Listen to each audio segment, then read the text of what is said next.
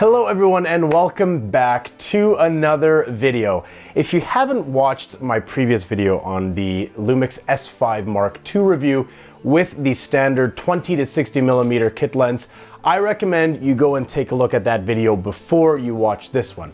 And the reason for that is I wanted to test after I used the kit lens if changing the lens on the Lumix S5 Mark II would make a difference with the autofocus and just how it performs in general. So today we have the 50mm f1.8 kit lens that you can buy as well with this camera. Now this lens, in my opinion, is a lens that everyone should have. Why? It's only about 500 bucks. It's a prime lens. Everyone should have a prime lens. They're really, really fun to shoot with. And honestly speaking, this is going to be a really good low light lens because of how fast it is. The review is going to be really centered around this. Does changing the lens on the Lumix S5 Mark II improve the autofocus? And this is going to be specific for darker conditions where maybe there isn't as good lighting, or maybe where there is little contrast in between the subjects that you're shooting. I really want to test this out. So without further ado, let's check and see if this fast 50mm f1.8 lens is going to be substantially better in performance for autofocus than the 20 to 60 millimeter. Let's get into it. All right, guys, so now we are in tracking mode. Let's see just how quickly this lens tracks objects and how quickly it snaps on to the subjects that we are shooting. So here we have a newer product review box. I don't know what you would call this in particular, but here we have the original 20 to 60 millimeter kit lens, and it's on a white background, so the contrast should be pretty easy for the camera to work with. The lighting in the box is pretty dark. There's no lights on right now, just natural light coming in from the surrounding environment. So as we can see, it's actually not doing too bad here. Now let's say I want to track. Let's see how good it's going to track here. Actually, it's doing a pretty decent job at tracking. So that's pretty good. All right. Now, what's it going to be like if I change the background to something darker? How well is it going to do? Well, let's take a look. Okay guys, so now we have a darker background. We are still in tracking mode and we're gonna change up the modes shortly here. So let's see the difference. I have put a darker background in here. We went with a gray. So obviously it's going to be a little bit more difficult now for the camera to start to pull focus. But right off the bat, it's actually doing not too bad. So let's see if it can pull focus on the box. Okay, slowly, but it did. And now back onto the lens. Nice. Okay, so it did actually a pretty decent job. So now we're zooming in. Let's see how well it's going to pull. Okay, so it's hunting a little bit, still kind of hunting, still hunting.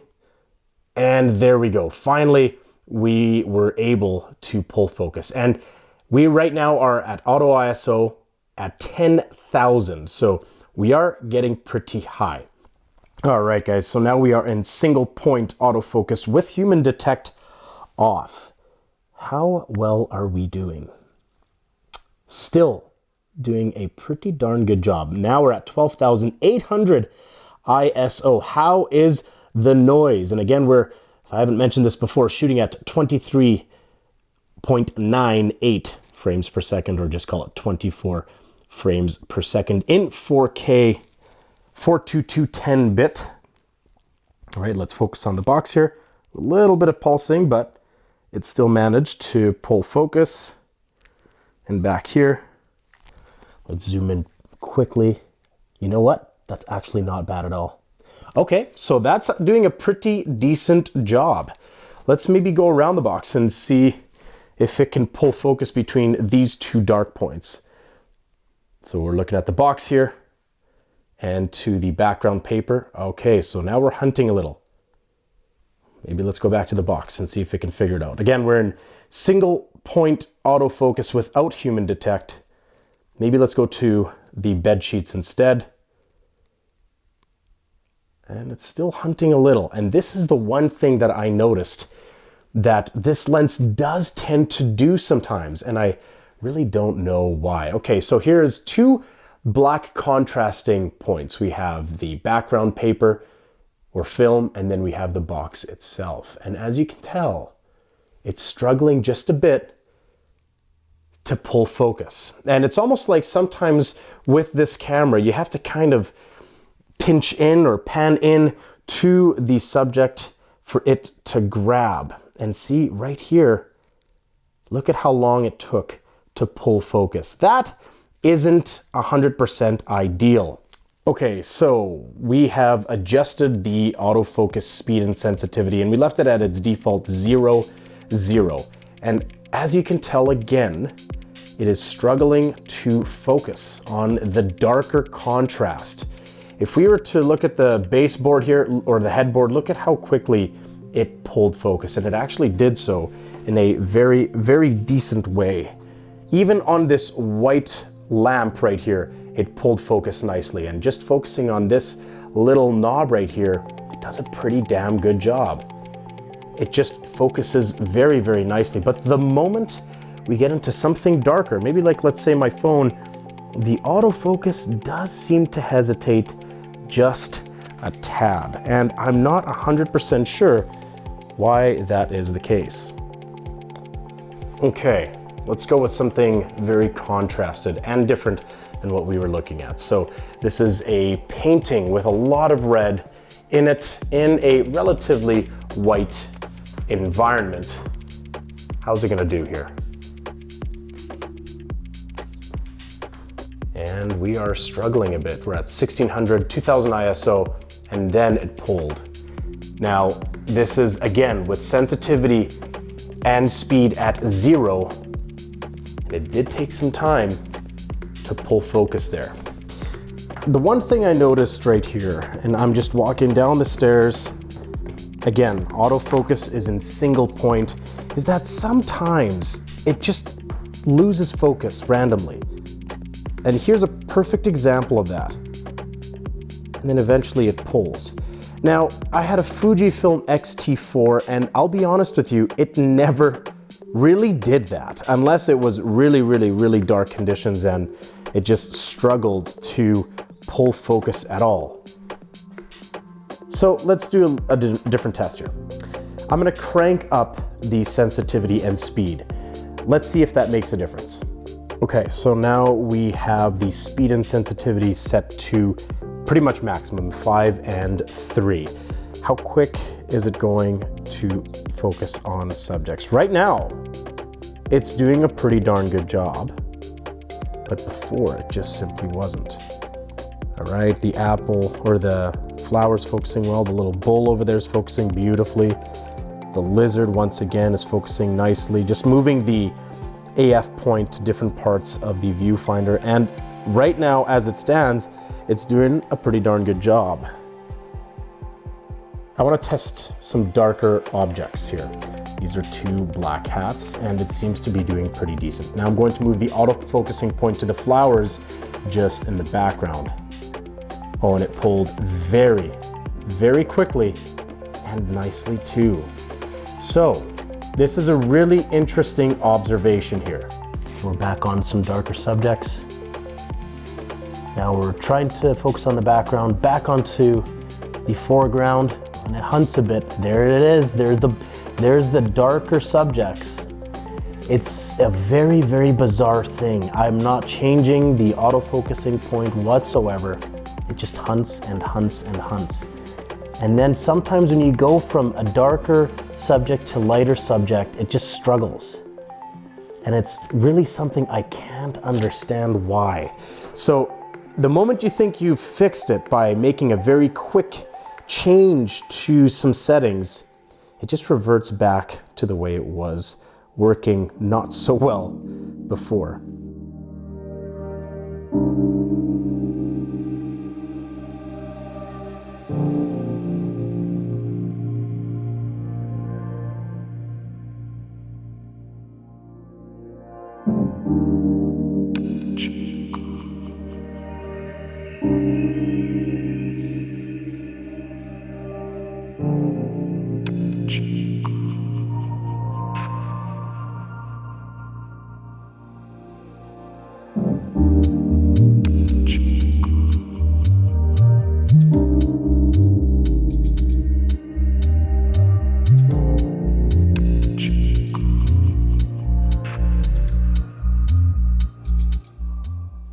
Okay, so here we are, my setup / gaming room. There's no reason at this point why it should be hunting as much as it is to pull focus. There we go. So that was a really good example right there of how long it took for the camera to lock focus on the AF point. Now, this is a darker environment. However, my crosshair, if you will, is pointed directly at a pretty decent light source, which is the monitor here. So when we went from this pillar here, or this door frame, which it pulled focus rather easily, as you can tell, and it skipped over, there was that moment where it struggled to really start focusing nicely. And the second time that I did that, it did so with relative ease. And it's almost like the camera needs to learn the environment it's in at times to pull focus very smoothly. It's a very bizarre thing. Okay, so now we have changed the autofocusing to full frame or full view. What was it called? Anyways, I think you get the point. My face auto detect is on. We have a lot of blue going on in this room. How is it doing?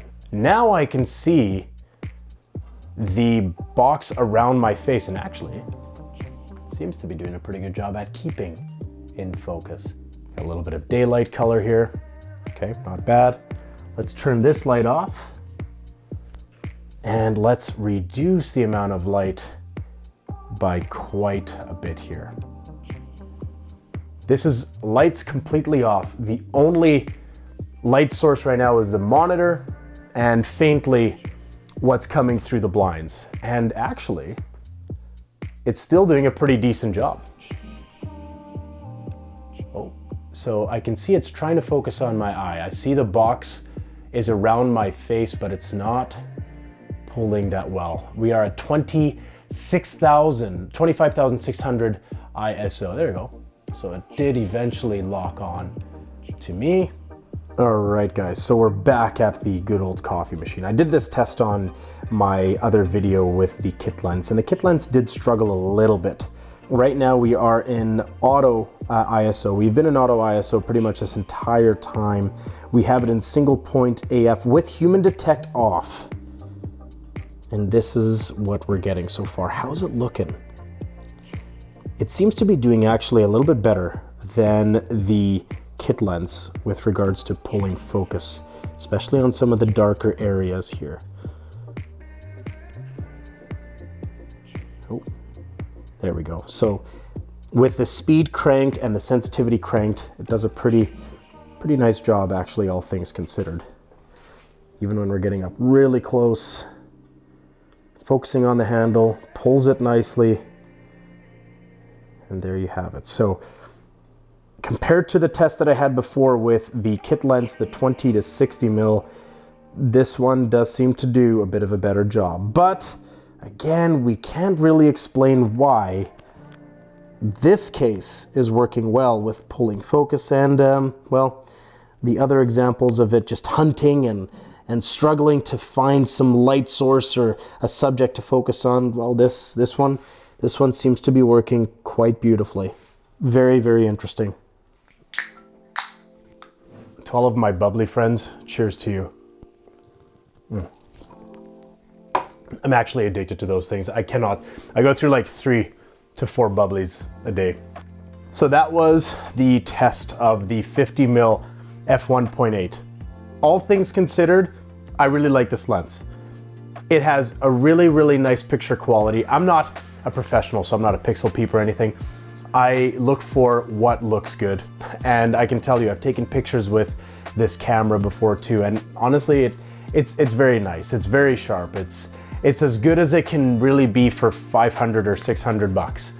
But the point of this video today was to check and see how good or how bad the autofocusing is, or if it's even improved. And I can say that obviously in low light situations, the lens is pretty darn good, as we saw on the newer box when we started the video. Especially in the darker casing, it did actually a pretty good job at still focusing on the lens and the microphone. But then there were also some just very random times when the camera would struggle to focus, like sometimes even panning into this room, and it would just pause there for a while. Now, increasing the speed of the sensitivity and the autofocus speed did help in some instances, but when it is just trying to find what it's focusing at, when you have the autofocus point, let's say on this bubbly can, depending on the environment, sometimes it just struggles to pull focus, and I have no idea why that is the case. So overall, what would I rate the autofocus on the S5 Mark II? I would give it, after reviewing this lens, I think I would give it a 7.5 out of 10.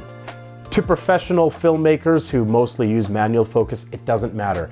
But to people who just like that run and gun style of shooting, that might be a bit of an issue for you. Thanks so much, everyone. Hope you had as much fun as I did watching the video and making the, well, I made the video, you watched it.